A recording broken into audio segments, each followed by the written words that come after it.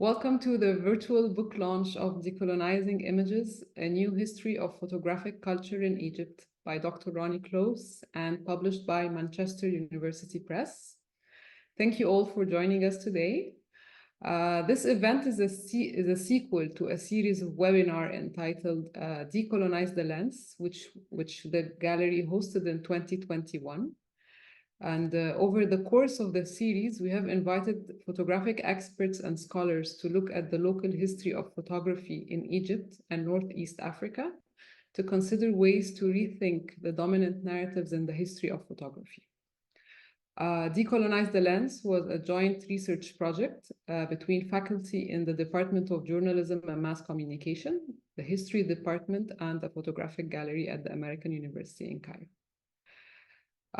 This research or series has fed into or culminated into the book we are discussing today.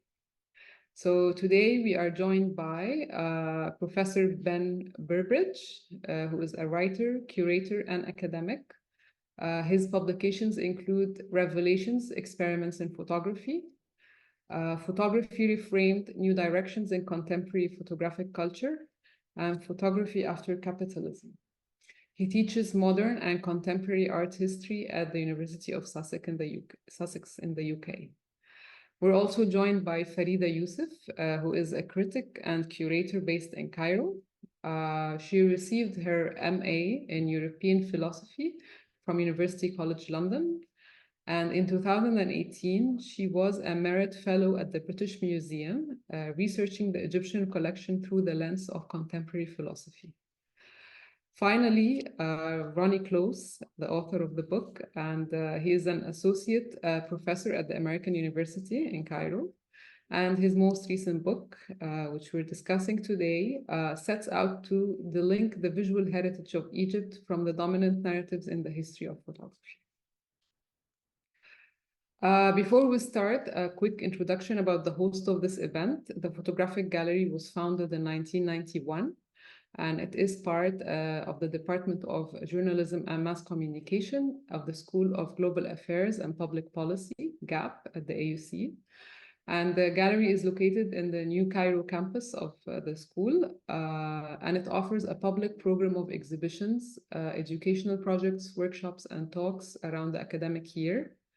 And it showcases photography works by young, emerging, and established photographers, local and international photographers, and students. This webinar will be 1 hour long.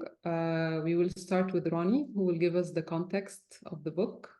Then Farida and Ben each will engage with some of the concepts presented in the book and give us their take on the decolonization of images. Each speaker will make a presentation of about 10 minutes, and then we will open the floor to questions and a discussion with the speakers. So I invite you to add your questions to the chat box as we speak, and I will pose them to the speakers following their presentations. Now to Ronnie.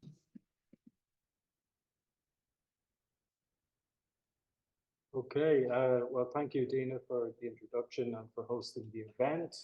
I'd also like to really thank Ben and Farida for chipping in, for spending time with the book and reading it diligently, and for presenting their thoughts here today. Really, I think, you know, adds different kinds of perspectives on the book, and I'm really grateful and honored for your generosity to do all that. So I'm going to present some of the content from the book. I'm going to delve into it in a short presentation. But I also want to kind of just maybe mention a little bit about the background to how the book came together. And I moved to Egypt in January 2012 to take up a teaching opportunity at the American University in Cairo.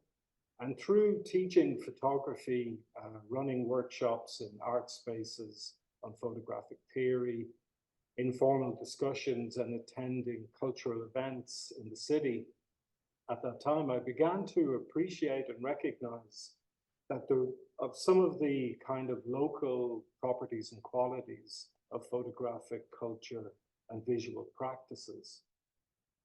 And as Dina has already mentioned, a kind of key moment in the evolution of the book was in 2021, was a seminar series, Decolonizing the Lens, which was organized by myself and a colleague from the university, Mark Dietz. And in that we had 4 speakers, 2 of which directly address the photographic heritage of Egypt, Heba Farid and Lucy Rizova. So from all of that sort of embodied experience and from that kind of seminar research kickstart, the book started to take shape. And really the book, I think, centers on 2 intersecting ideas and questions. And one is how Egypt mediated the encounter with colonialism through photography. And secondly, what is its legacy? And a second kind of point is what are the unique sort of aesthetic and social values and uses of the medium in the context of Egypt? Because Egypt and photography share a rich history that is rarely included in Western histories of the medium. Photography produced and exhibited inside Egypt interprets the camera's ability to conceal as much as it reveals. And in this way, the photographic image intersects with representation, censorship, activism, and art photography. And to just introduce the book a little bit to the audience, the book is organized and structured around 6 themed chapters. There are a broad range of selected visual materials in the book. There are 14 images reproduced, and there are a number of other images that are discussed within that. So this is not really a history of photography book, but rather is a histories of photography. And it sets out to rethink photographic ontology and to delink and decenter from dominant narratives.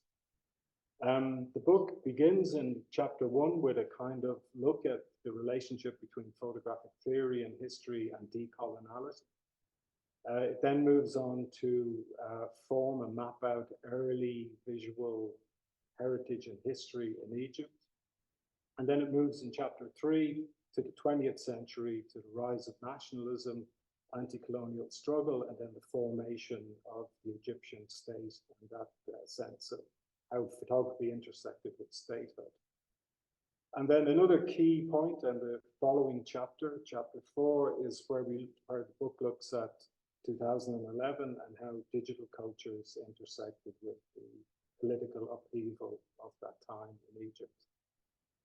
Chapter 5 then looks at censorship, and in particular the kind of representation of female portraiture and how that has been mediated and controlled within the context of Egypt. And the last concluding chapter then is a look at 2 contemporary photographic artists, Nadia Mounier and Ibrahim Ahmed. Oh my God. Apologies, I forgot to put on my PowerPoint. Okay, sorry about that. I'll have to just do that now. I just realized it. Oh my God. Not a good start. Hold on. Okay.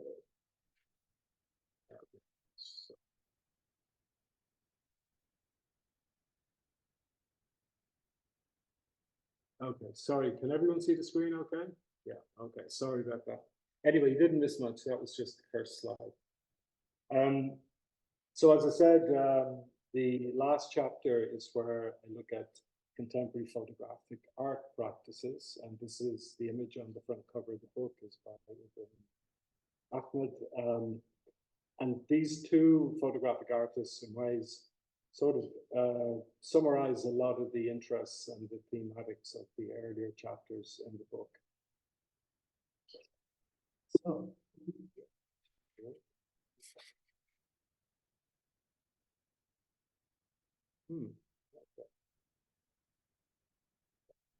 So I'm going to begin with looking back into the kind of early formation of visual culture in Egypt that I think will provide a context for the presentations by Frida and Ben to follow. And the 11th century Iraqi mathematician Hazem ibn Hafem was a prolific scholar. He lived in Egypt. He was part of the scientific community at that time. And he published over 55 books and publications. And one of his most renowned books is Kitab al-Manazir, the Book of Optics. And in this book, he developed knowledge on light optics, human vision, and importantly, the camera obscura. So in the book, he theorizes the camera obscura, and his findings were built from observation and theory. It took him about 10 years to complete the book. It was written between 1011 and 1021.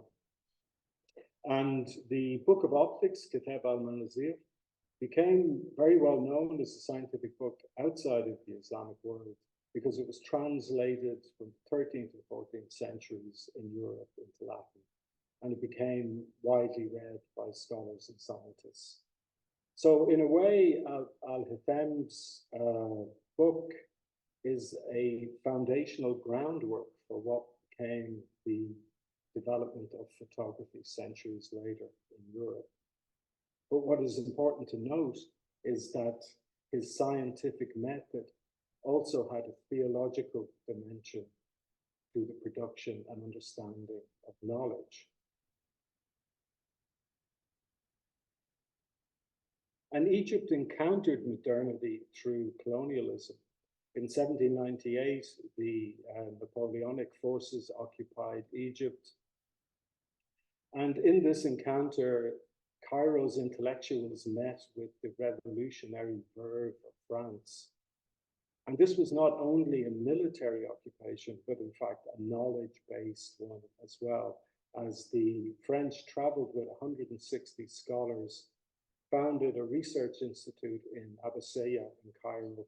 And this period of 3 years then laid foundations for what became known as the Description of Egypt, which was a volume of books published. So this French encounter was also based around a wider than a kind of political military invasion. But another turn in photography was in 1839 with the development of the daguerreotype, as it was announced in Paris.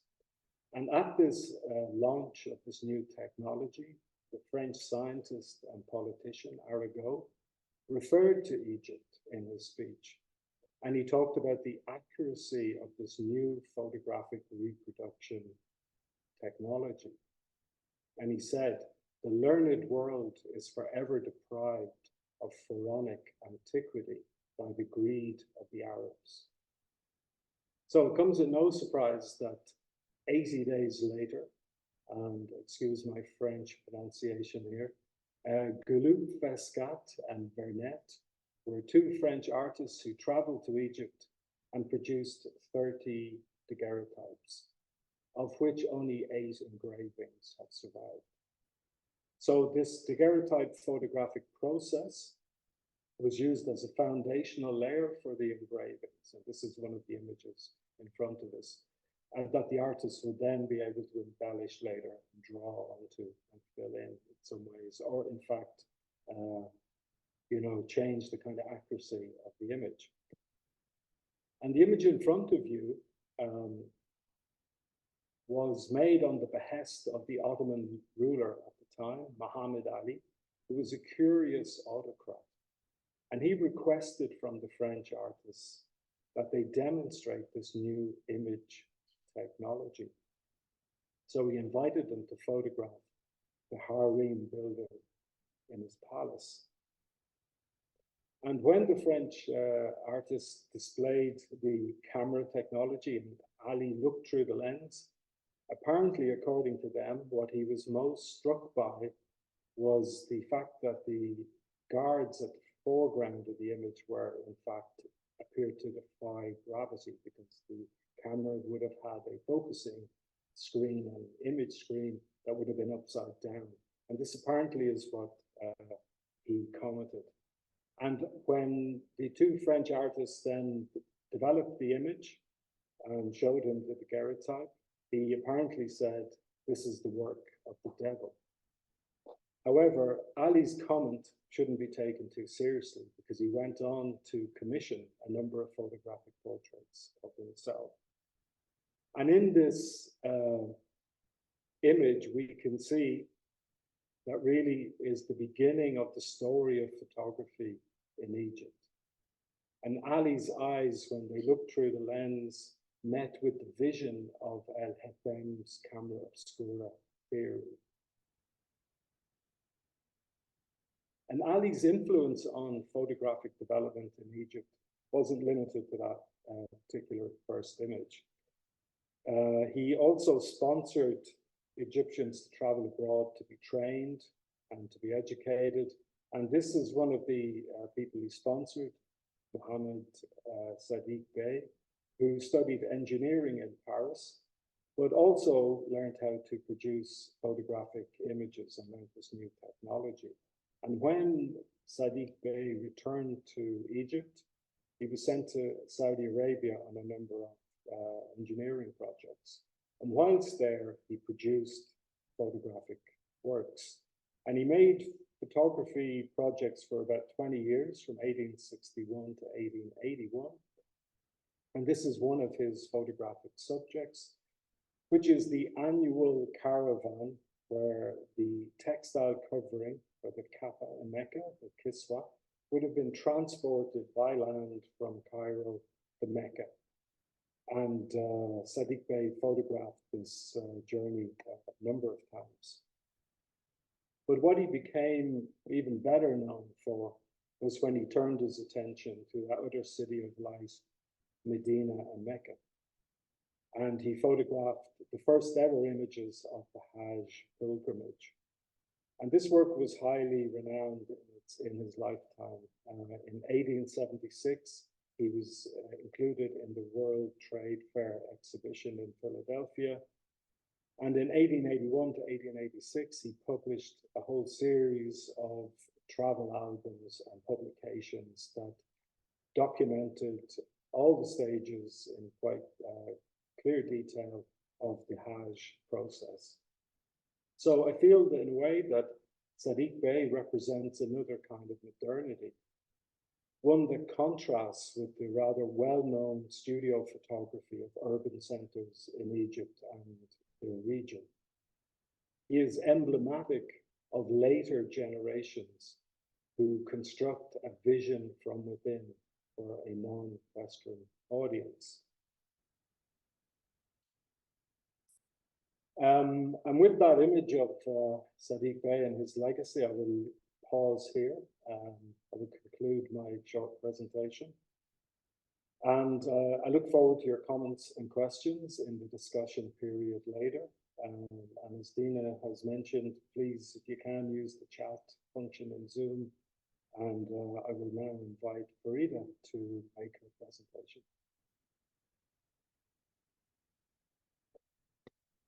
Thank you very much, Ronnie, for this invitation. It's been a pleasure for the past few months to have delved into your book and to understand your understanding of photography, and to be able to share it with the attendees today is a great honor. I think, as you've mentioned, when we were discussing together, we kind of thought that I would talk a little bit about chapter 2 and chapter 6. So they're kind of the two extremities of the book. But what I want to do with my presentation is to kind of see how your main argument takes us from that beginning up until the end. And there is something that you were making about decoloniality and an understanding of decolonization, and you bring up an interesting term, and you talk about a spiritual genealogy that becomes how it is that we understand images, or how we can decolonize images in the Egyptian context. Now, a spiritual genealogy is nothing religious, but it's rather about understanding the value, and you use the term value quite often in the book, how it is that we can understand the value that we associate to these images in the Egyptian context. And I think that here, when I was going through these chapters, the words that struck me were value and genealogy, but also sensibility and life. So how it is that you, through this method of decolonization, you were able to give an image its own life, or understand how it is that an image has a different life and in an Egyptian context. And because we're talking about origins and because we're talking about life, it makes sense to kind of retrace that genealogy, but we can qualify the genealogy as a spiritual one. And as you've mentioned, Ibn al-Haytham ushers in this understanding of a perception that perhaps is not an immediate perception, but he talks about a contemplative perception. So Ibn al-Haytham, we credit him not just with the invention or theorization of the optics, but he's also one of the first theoreticians to have talked about an internal perception. So what you see is not necessarily what you get. You're constantly adding layers that come from a subjective understanding of the reality that you see. And that goes hand in hand in a way with the aniconic nature of Islamic art that would have been encountered at the time of Ibn Haytham's writings. So if Islamic art is aniconic, it is not because it does not represent things, but rather because it sees more significance to what is unseen rather than what is seen. And so that spiritual context isn't reflective of a binary between what you see and what you don't see, but rather it sees them as shifting. And interestingly, this is where you also relate Ibrahim and Nadia's work, which you talk about in chapter 6. And I'll just pull up slides with Ibn Nadia and Ibrahim's work.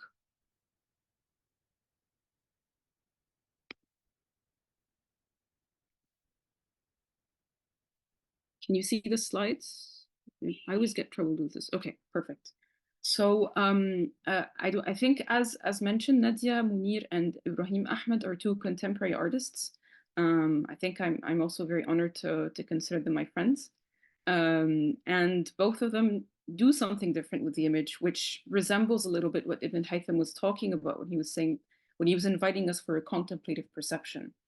I'll start with Nadia's work very briefly. This is a series called "What Was That Really You?"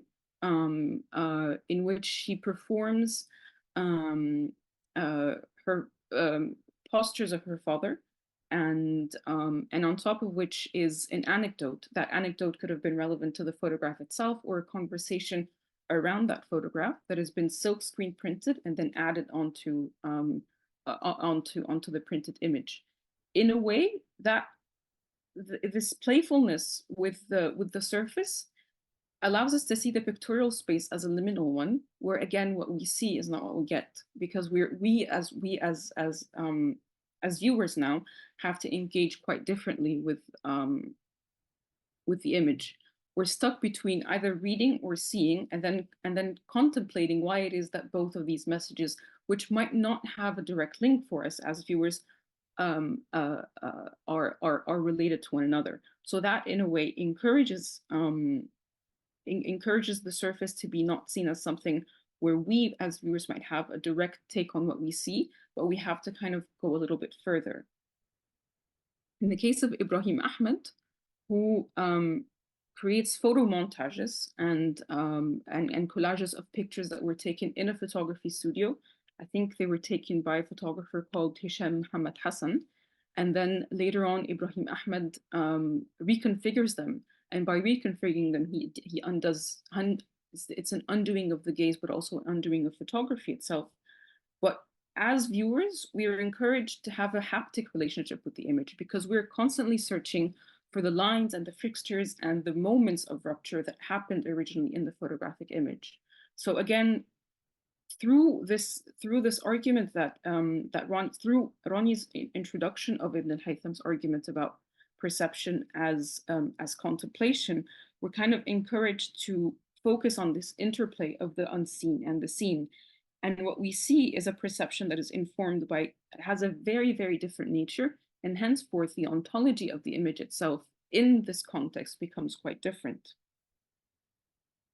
Now, moving on with this idea of a genealogy, and also to take it up a little bit more seriously, perhaps what we need to see is well, if we have a perception that is of a different nature, if we are seeing things very differently, what then also happens to the image itself?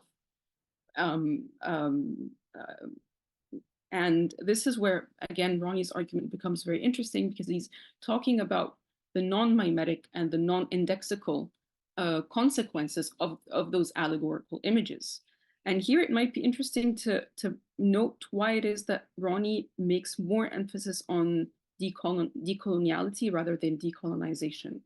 The two are related. I mean, they do stem from the same impetus of trying to see things differently, but if decolonization is an answer, decoloniality kind of gives us the tool. It answers the how are we going to do this?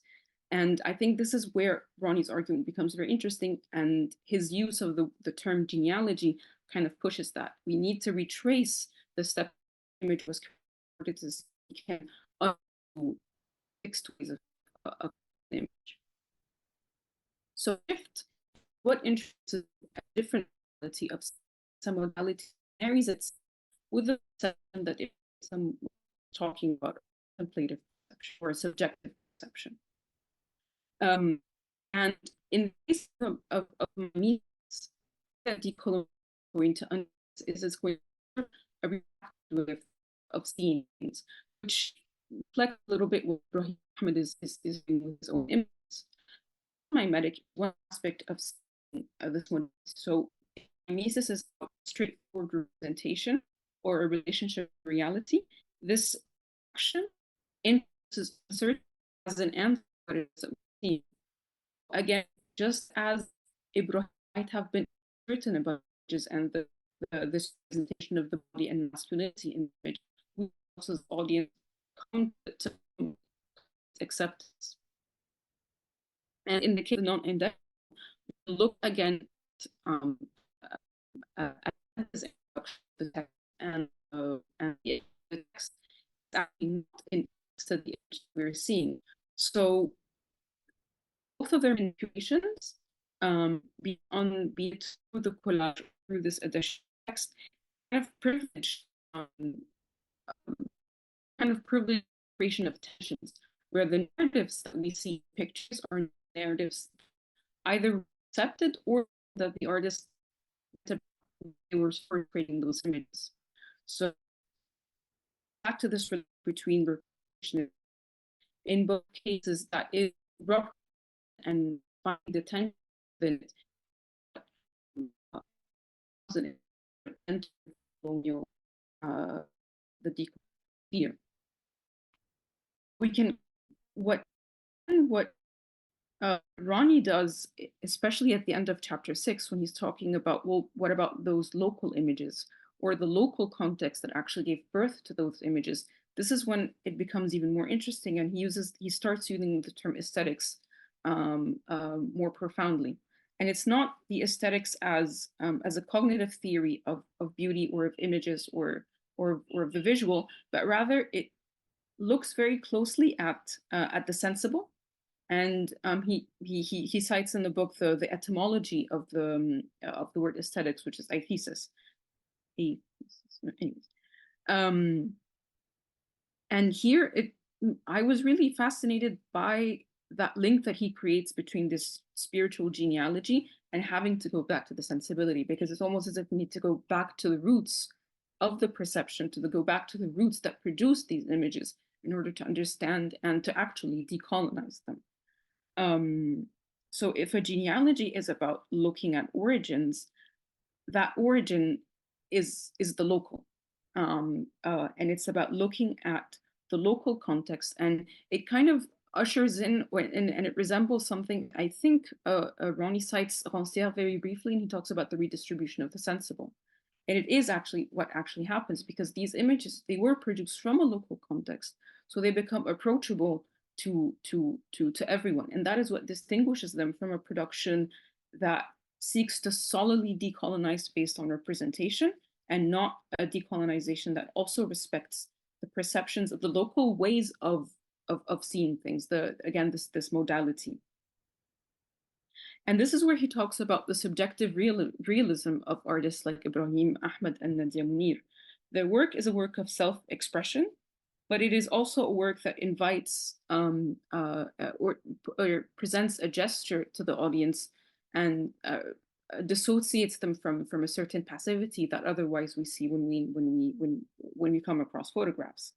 And it's interesting that both Nadia Munir and Ibrahim Ahmed are actually performing their fathers in these two photographs. So that element of performativity is what makes the subjective also, makes the subjective realism an invitation or invitation towards the audience. And it creates kind of like a triangle between the image, the viewer, and the audience, which we will not have found had it not been, again, sourced from a local way of sensing things. So it's not just a local way of, the local is not what we see, but it's also a local as in, it's almost like an embodied consciousness, but it's an embodied consciousness that many people can associate with. And that is really what drives the decoloniality to its end, because what we see then is an image that kind of has its own life world. And I think here it's almost as if Ronnie moves from the world of ontology onto the world of phenomenology. And he's really trying to understand the image, not just as something that we can analyze and put together, but perhaps it is something that cannot be taken apart from the local context. And that local context becomes its life, becomes how it is that we can effectuate a proper decoloniality that takes us away from questions of knowledge production to actually a questions of sensibilities and away from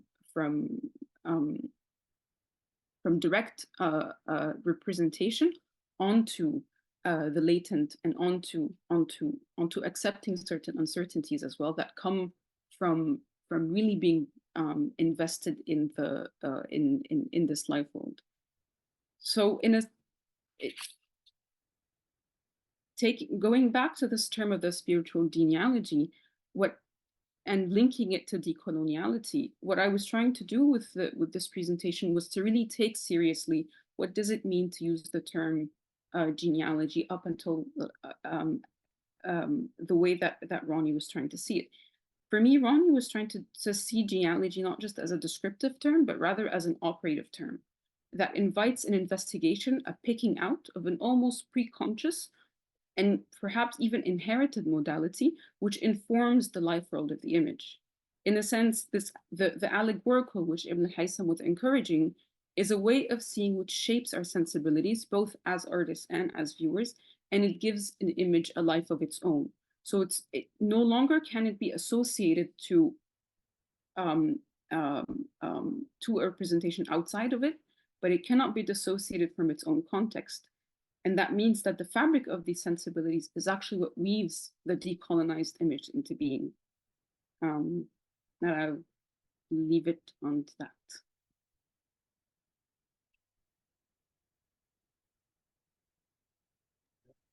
Thank you, Farida. That was super interesting. There's so many amazing points there.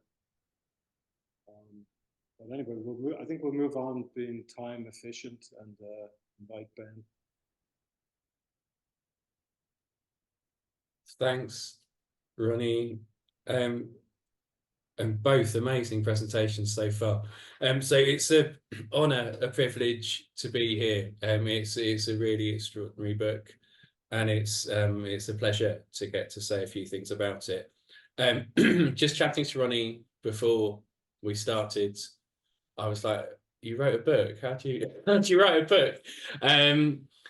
But there is a sense in reading the book that this is something that's been incubated over a period of time. And I think what I want to talk about is actually weirdly similar to what Farida was talking about, but it's almost the kind of something similar but told the other way around, maybe, which is maybe less about argument and more about method, but in a way method's what you ended up talking about, Farida, I think. And so I wanted to kind of start with method.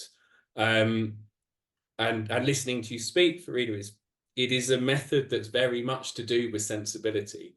The method deployed throughout the book, the kind of visual materials to which it pays attention, but also the ways in which it pays attention to those images or visual materials, and the way in which the kind of forms of attention it pays take a lead from the visual materials that constitute this kind of idiosyncratic history, this kind of provisional, contingent history. There's a kind of synergy between the two. And that for me is one of the real strengths of the book, that it's a book interested in looking kind of in, through and around images, to kind of borrow a term for Martha Rosler. So it's kind of constantly mobile, seeking out these links, but then kind of seeking out alternative links or additional links or supplementary links, that potentially undo the links that came before. But it does this by paying really careful attention to social, cultural, historical, and geographical specificity. And I think that's kind of one of the things that's so impressive about the book, that this isn't a decoloniality of grand symbolic gestures or kind of theoretical pyrotechnics. It's a book that's very theoretically engaged, but theory is always something that's kind of tested with and through stuff, right? Materials, and often found to be lacking or in need of rethinking or pushed in unlikely directions. And I very much speak as someone entrenched in Eurocentric discourses of modernity. And it was an exhilarating and destabilizing read to see the ways, in just the way that Farid just spoke about, the kind of the local, when you think about this intersection between modernity and the local, it really forces one to call any number of questions into consideration. So I want to approach the book. I'm talking about chapters 3 and 4. Am I? Yeah, 3 and 4. That's right, isn't it? So we've kind of gone from the start to the start and the end, and now we're in the middle, which seems kind of appropriate because the whole structure, the materials that it celebrates are fundamentally kind of non-linear and provisional, and they encourage any manner of kind of temporal and spatial travel. And I think so it's nice that the launch is doing that as well. Right, I'll show some pictures.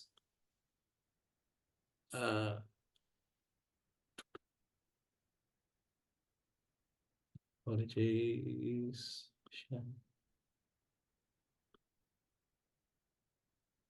Can you see that? Great.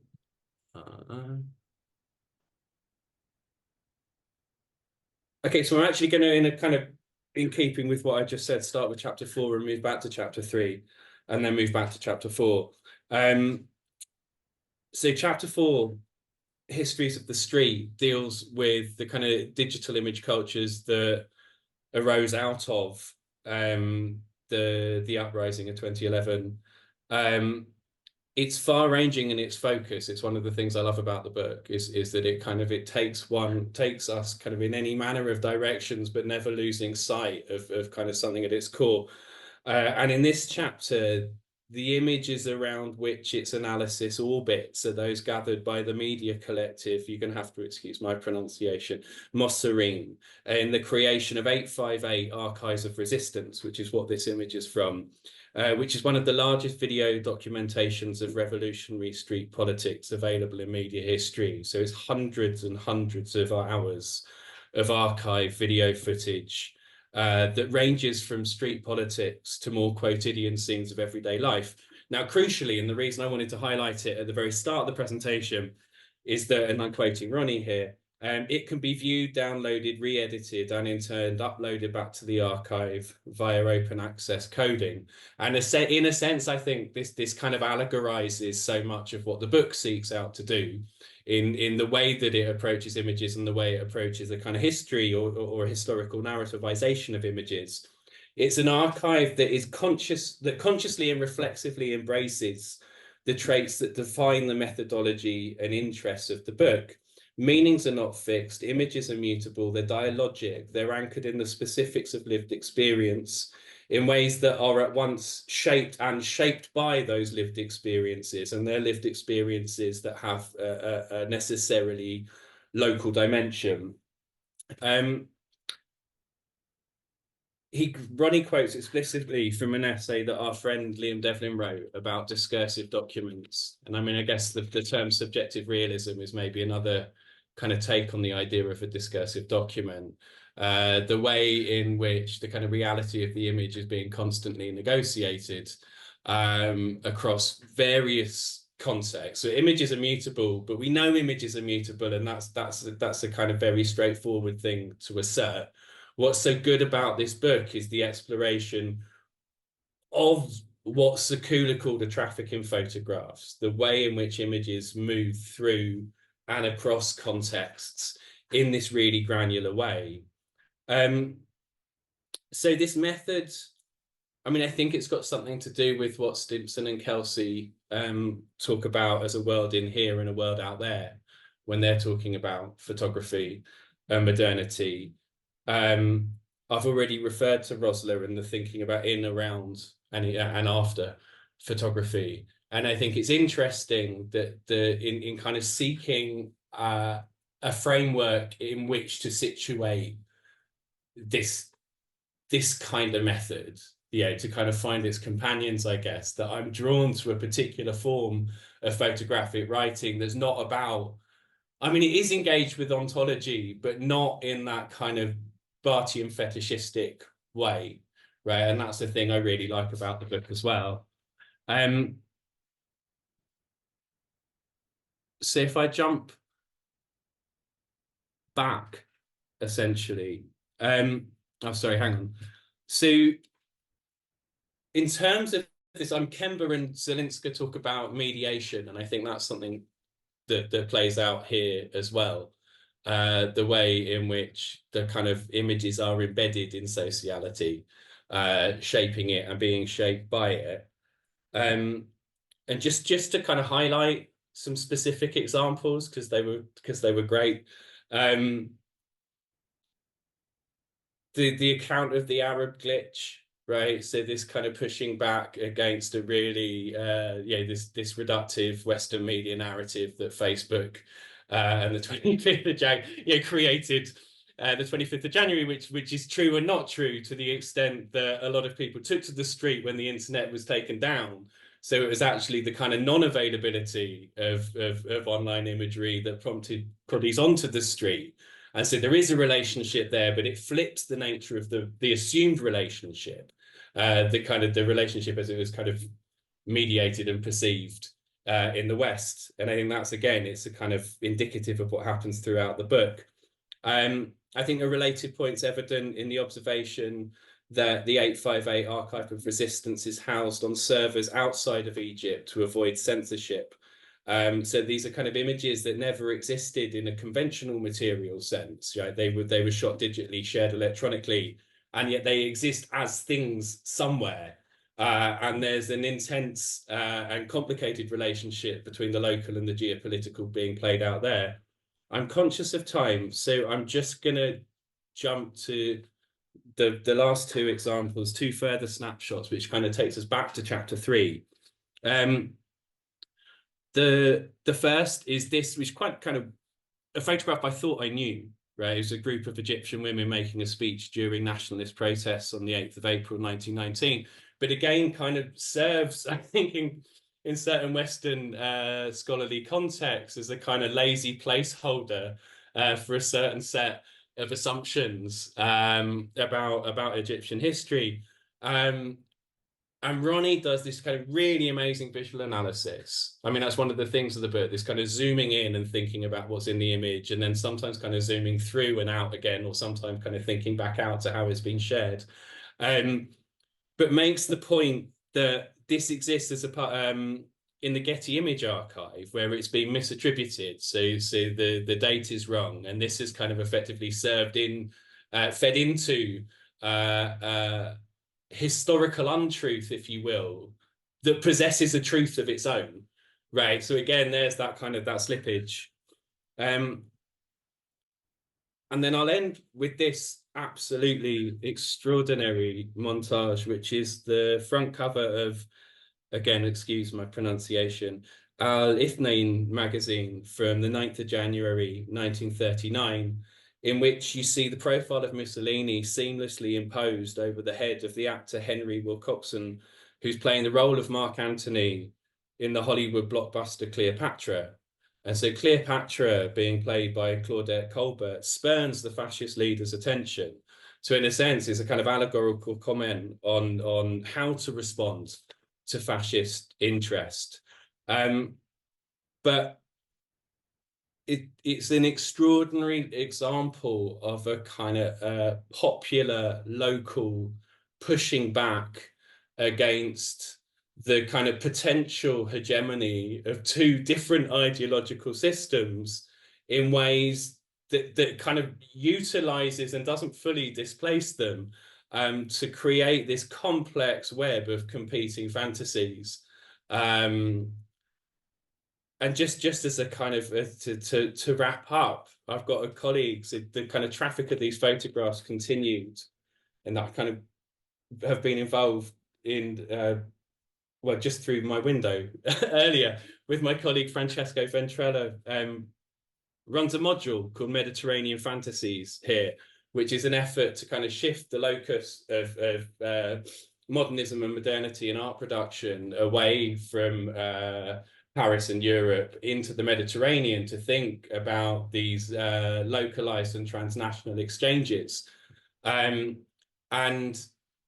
I kind of sent this to him with a message talking about that kind of exhilarating moment when one's own locus of understanding and a whole series of assumptions about what I thought I knew about histories of modern art, 20th century visual culture and photo montage are kind of thrown up into the air, radically reassembled, but in a way that reminds me that all these things will only ever be contingent and provisional.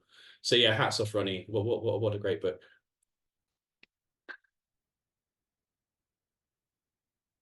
Okay, thank you all for the points you raised in your presentations.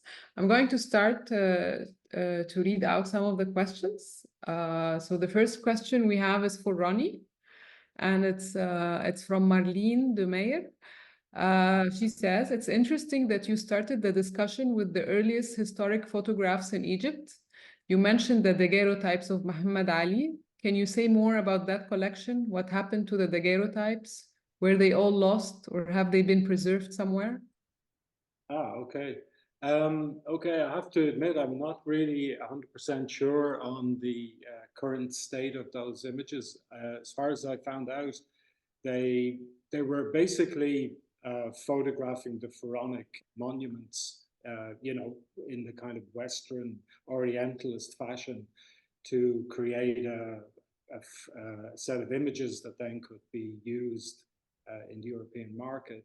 So the image that I featured is rather unusual from the collection of 30 images, of which, as I said, only 8 survive as engravings. So the others that I saw, for instance, I think they're in the Harvard library, but I can't be 100% sure at the moment. You know, they were, you know, images of the pyramids, but what was from reading them and looking at them closely, and you can see there's quite a lot of scholarship about them, was that the images had been quite heavily embellished. So, for instance, they made the daguerreotypes of the pyramids, and then through the engraving process, they added figures and camels. So they sort of fueled their kind of Orientalist fashion to produce these engravings, rather contrary to what you know, the claim was at the announcement of the daguerreotype, which was kind of focusing on the accuracy and the veracity that the photographic process would allow. So they're very loose images, and as I said, the one image that features in the book is an unusual one, because this image was made on the request of Muhammad Ali. So I don't know if that answers your question, or if there's if Marlene, if you'd like to speak, if they can join the session, I'm not sure if that's feasible. Yeah. Okay. Possible, Yeah. yes. If she has any further questions or comments, it'd be great.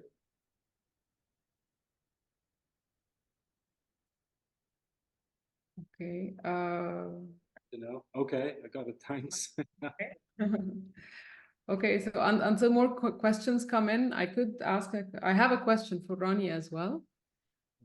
Okay, so there's another question. I'll ask the audience's question first. It's from Rasha Alam. So in your collection, did you use any photos from entities or organizations inside Egypt or the Arab region? Okay, so where did I source the images? That's the question. Yes.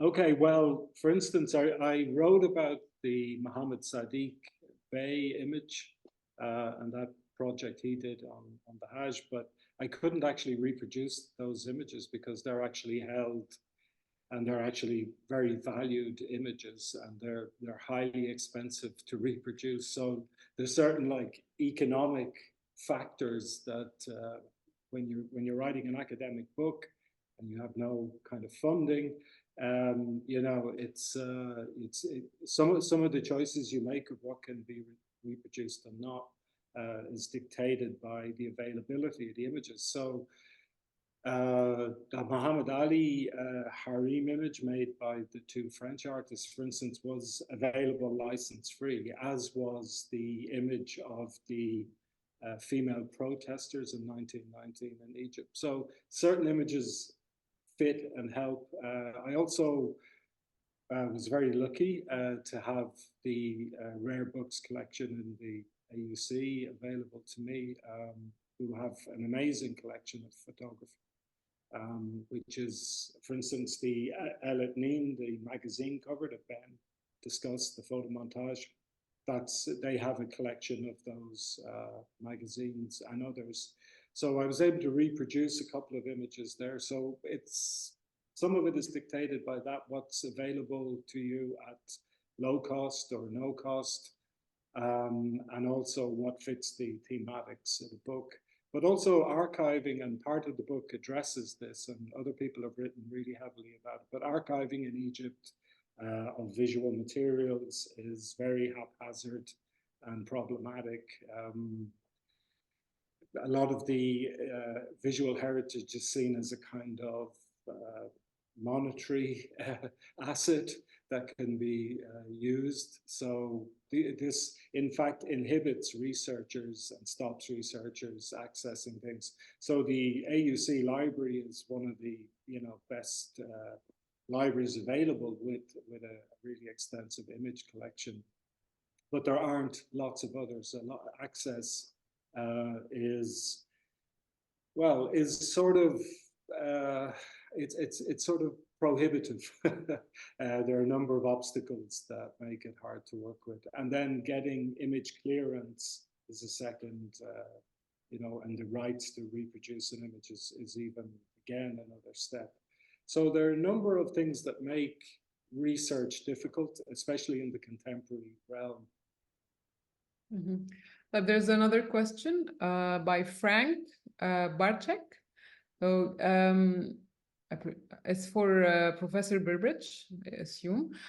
So given the nature of the book, no, it's actually for Ronnie. Given the nature of the book, what was your point of departure for beginning your research on such an interesting, unique, and large breadth of material? Wow, well, that's a very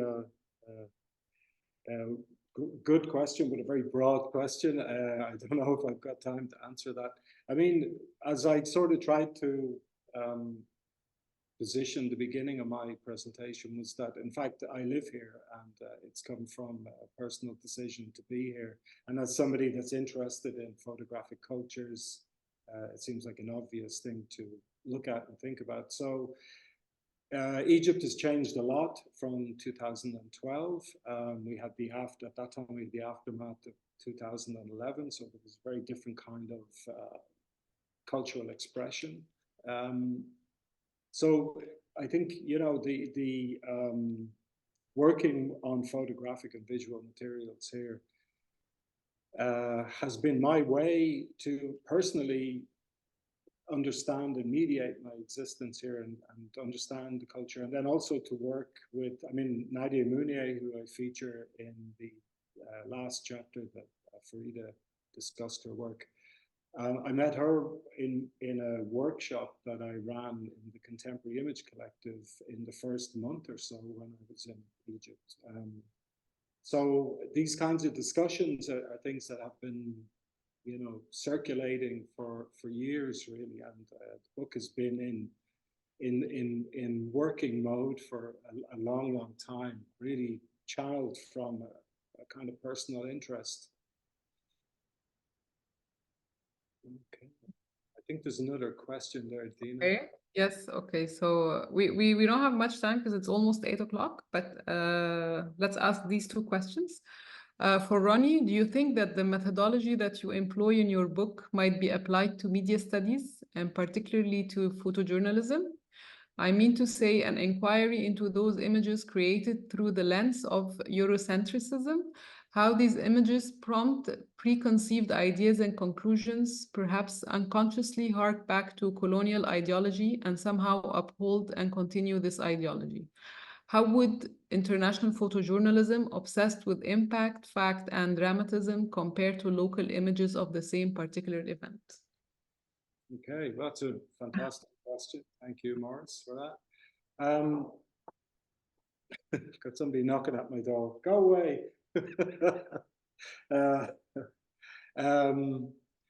Yeah, I mean, the thing is, if you look at it like an organization like the World Press Photo, which is supposedly this globalized view of the best photojournalism per year, they have made real efforts to decenter their criteria, and they have regional categories now. So Egypt is now within an African continent of photographic practice. So I think, you know, there is I think a growing awareness, and even Ben was talking about his colleague at the university that you know you've got a course there that is looking at the Mediterranean as a kind of center rather than the more well-known, well-trodden metropolitan centers. So I think photojournalism and other genres or types of photography are looking at ways that they can, in a way, keep up to date. They can kind of decenter and delink a little bit, but it is also very difficult because really the whole industry is kind of focused still around Western kind of centers. But in my book, for instance, I think where there's a kind of an ethical dimension to image production, it really comes in the chapter that Ben addressed, chapter 4.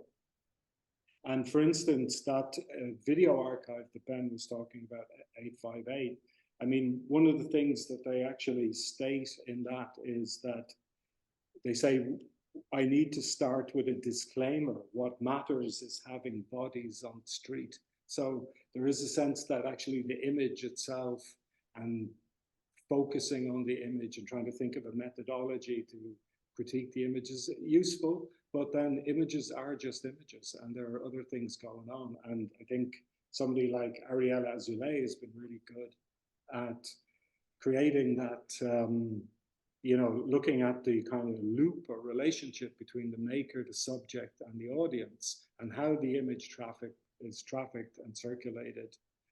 So I doubt if photojournalism as a discipline can really be heavily reformed in terms of decoloniality. But, you know, I think all organizations and all knowledge production is under a certain amount of pressure to sort of think about these things, right, and to rework these things. And certainly the cultural sector is heavily invested in that.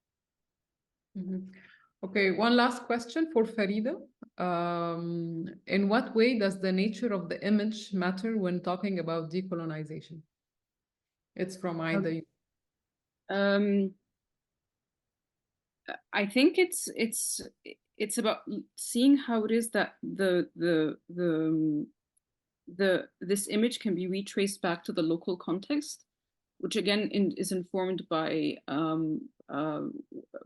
Ronnie's use of the word genealogy, and a genealogy then becomes the operative method that allows us to take that step back to find the local. And in that way, we can see that it is nurtured by a particular way of seeing or a modality. And it's this modality that allows us to really do a proper decolonization, because it's no longer a decolonization of what we see, but it's also about decolonizing the way we are seeing things. And that's, I think, what really makes the book very valuable. Okay, thank you, Farida. I think we'll have to wrap up because it's already 8 o'clock. Thank you all for joining us today. Thank you for the audience, and thank you, Ronnie, Farida, and Ben, for sharing your time and thoughts. And this session has been recorded, and it will be available on the gallery's YouTube channel very soon. And we will notify everyone who has attended as well when it's available. Thank you again. And Ronnie, would you like to say anything about how to get the book? Okay, well, the book is overpriced and very expensive, I would say. And I have, I mean, I haven't got many copies of it. I certainly can't afford to buy it, but I will be putting a copy in the Contemporary Image Collective, CIC, downtown. They have a great library there of visual culture, and I will put a copy there. And also I hope that people can find other ways to get the book through perhaps if they're involved with an academic institution, there's ways of doing that there. And I just would like to thank Dina and the two presenters, Ben and Farida, for their wonderful thoughts and insights. There are so many interesting topics. I think I have a lot to process and think about, and I really love the connections and intersections that you made between different things in the book. So and I'd like to thank all the audience as well for coming along and for some great questions, and for everyone for, making this a very enjoyable event for me personally. And I hope you all get a chance to look at the book and see the book in some context in the near future.